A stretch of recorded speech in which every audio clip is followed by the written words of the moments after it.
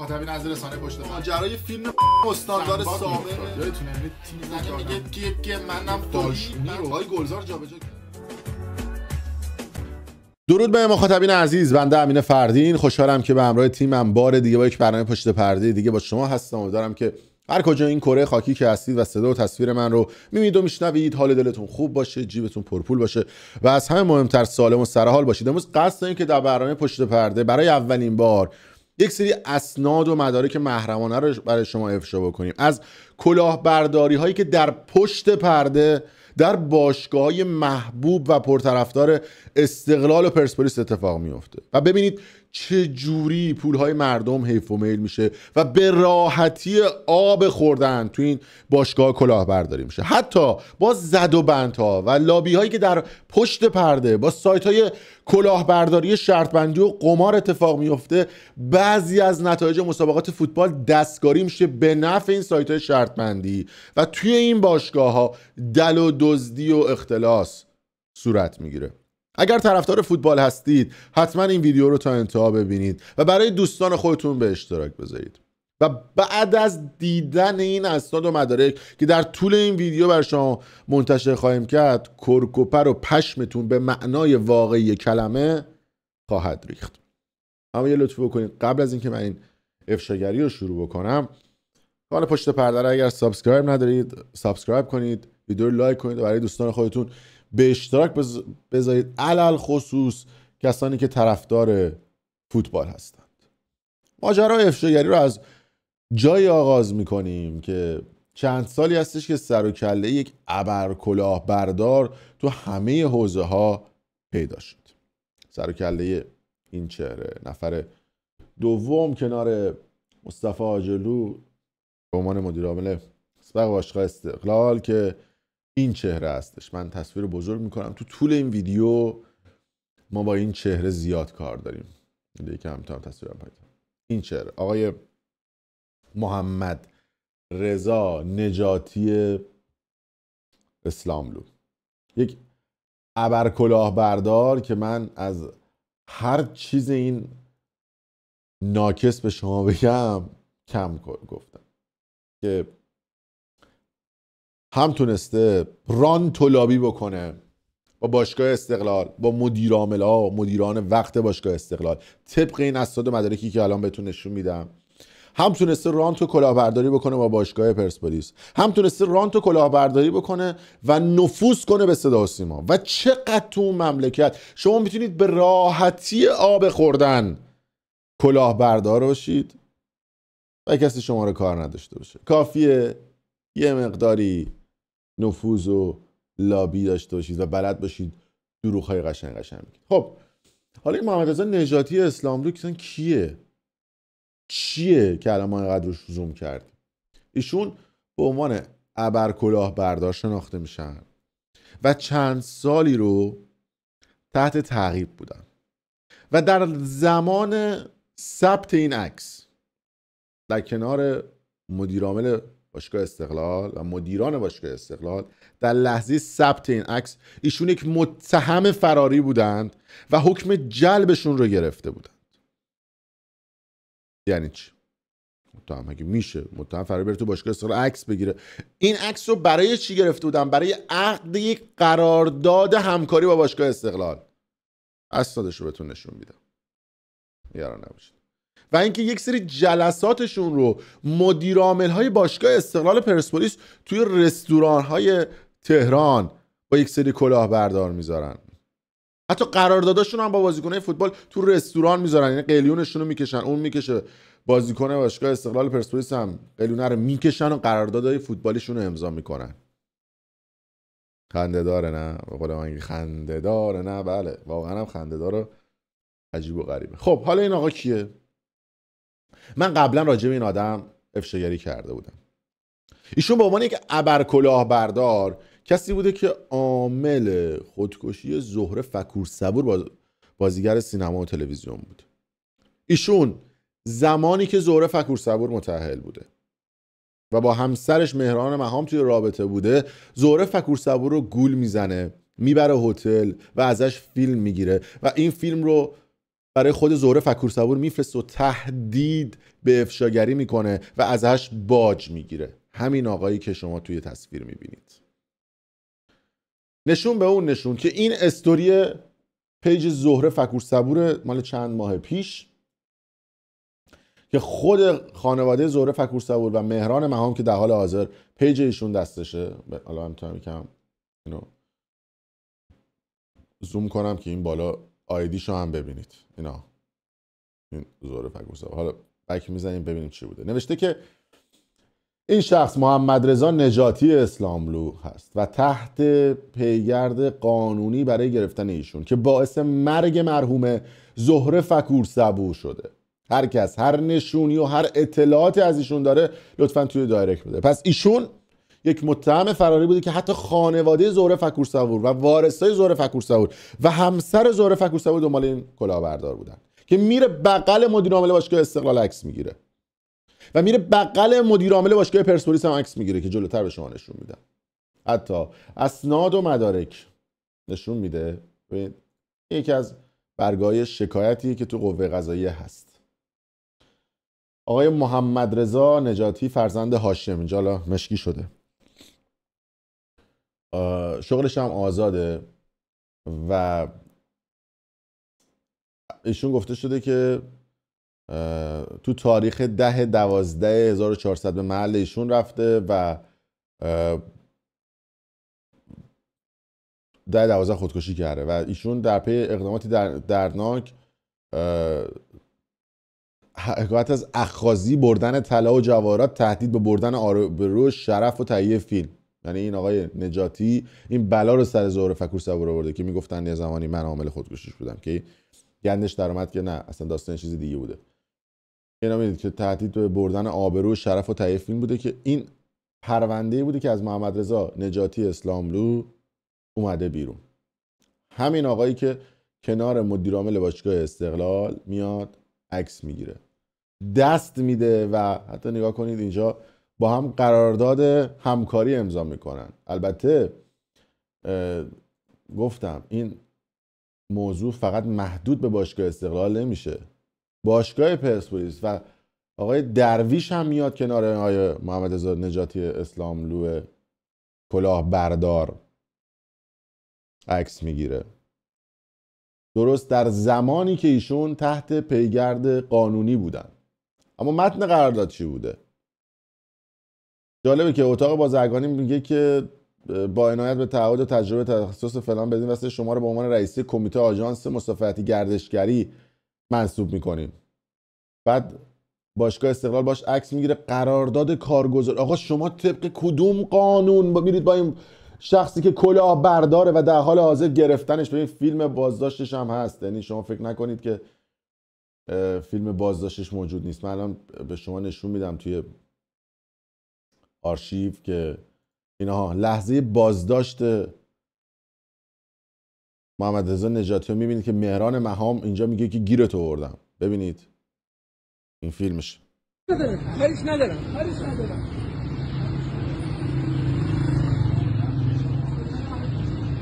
اینجا مهران مهام رو میبینید.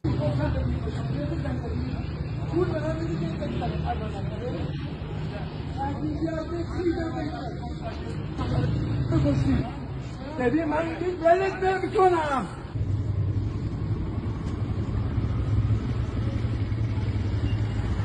بله چهره این آقای نجاتی رو میبینید به عنوان بعد جالبه ایشون چجوری کلاهبرداری میکرده؟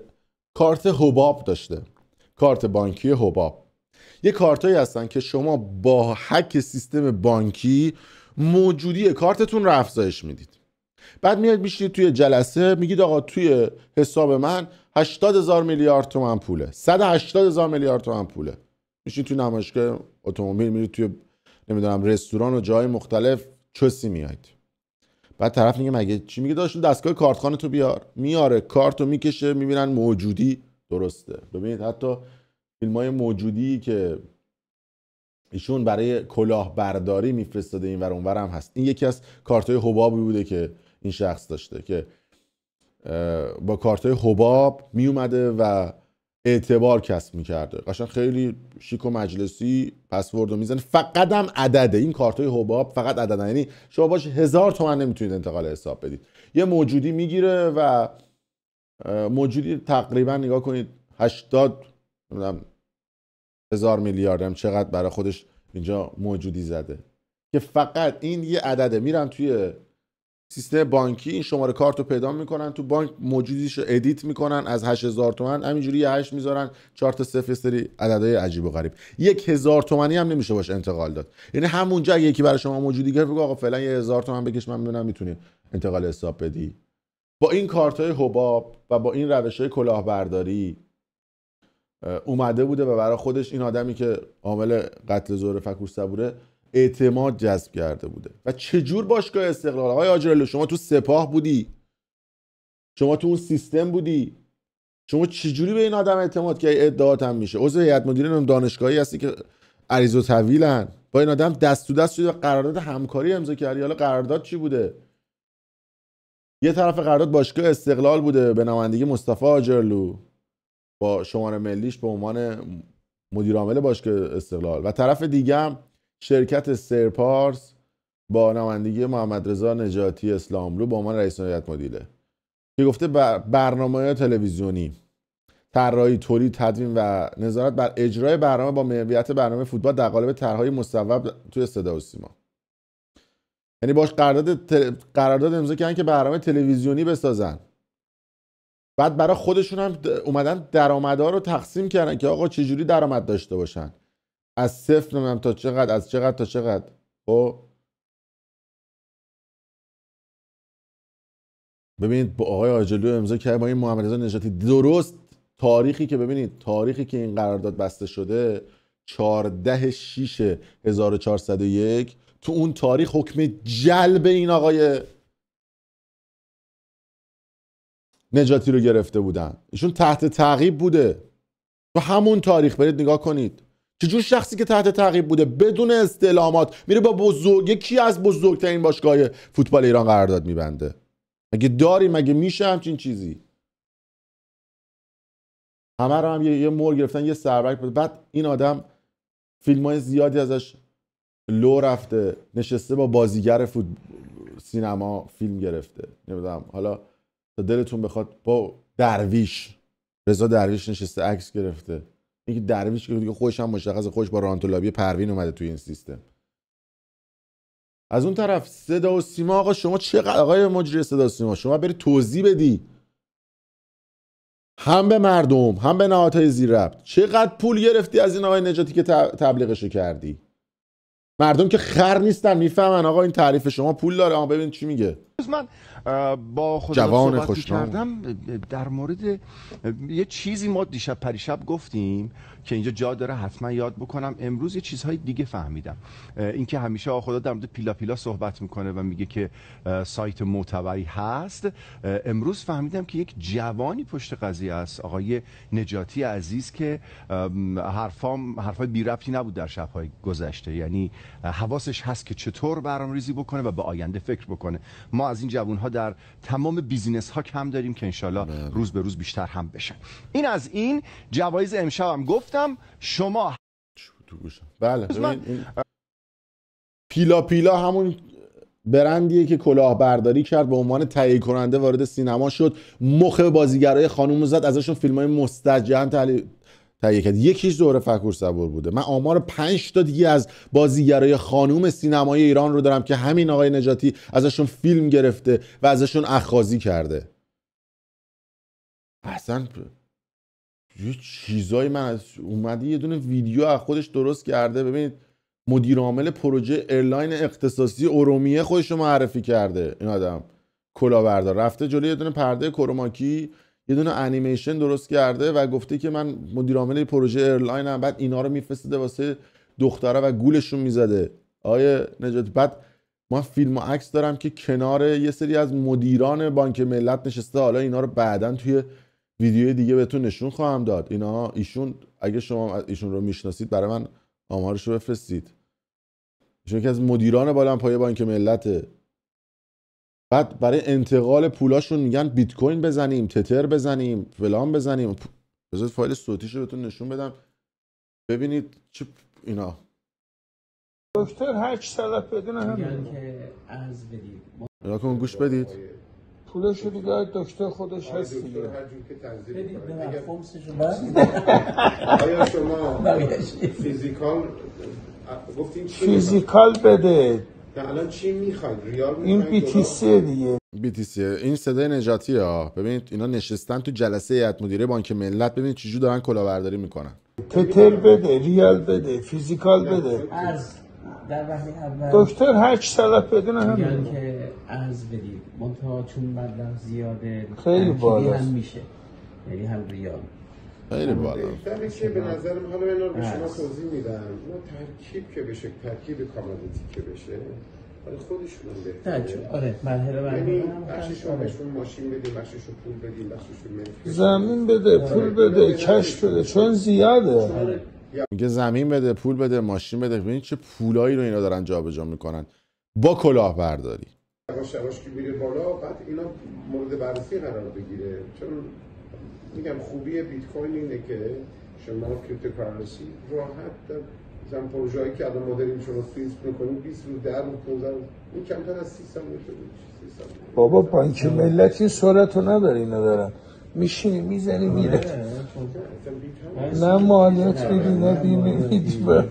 سوالی که آره بعد هم یه ویژگی که ولت ها دارن تا شما ببینید چرا بلاک چین رو ما چقدر هم با کلاس صحبت میکنه، چرا بلاک چین و فلان همینا نشستم. این فایل صوتیشو من کامل دارم بعداً پخش خواهم کرد و باید توضیح بدن مدیران بانک‌های ملت، بقیه بانک‌ها چه جوری دارن این پولا رو جابجا میکنن. مدیر عامل باشگاه استقلال و پرسپولیس چه جور نشستید در زمانی که این آدم حکم جلبش گرفته بودن باش قرارداد امضا میکنید؟ مگه شما استعلام نمیکنید؟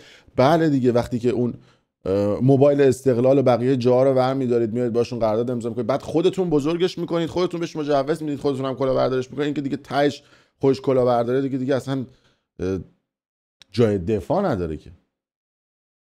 بعد میشید سر پولی که از راه دزدی اومده سهم خواهی میکنید که چجوری اینو با هم تقسیم میکنید از طریق تتر و نمیدونم بیت کوین و چیزهای مختلف. اینا کلاهبرداری که داره در پشت پرده اتفاق میفته. خیلی شیک و مجلسی.